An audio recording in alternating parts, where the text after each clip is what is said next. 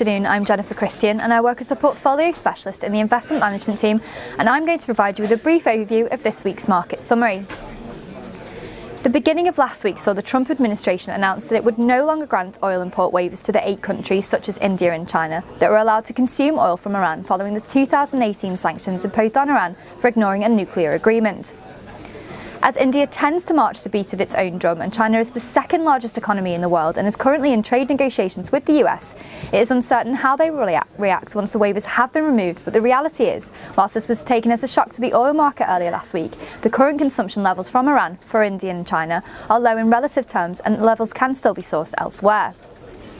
Midweek we saw a host of news with India, who are now halfway through their election process, conducting its third round of voting. The voting process is not due to conclude until the middle of May. Elsewhere, we saw Russian President Vladimir Putin host North Korean leader Kim Jong-un on Wednesday. This meeting follows the collapse of talks between North Korea and the US earlier in the year, as Kim looks to rally support of the relaxation of the current sanctions imposed on his country. UK Chancellor Philip Hammond testified to the Treasury Committee for the Spring Statement on Wednesday before flying out to Beijing to attend China's Belt and Road Initiative Forum.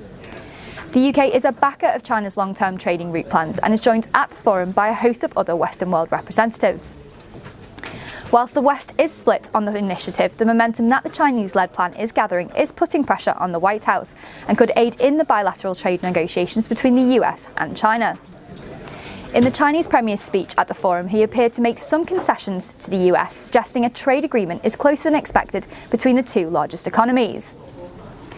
And finally, in terms of data, last week we saw the Bank of Japan keep interest rates unchanged at minus 0.1%.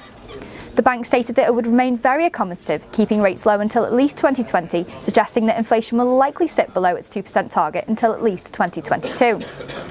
This was followed by Japanese jobs data that saw the jobless rate increase to 2.5% and the job-to-applicant ratio remain at the high of 1.63.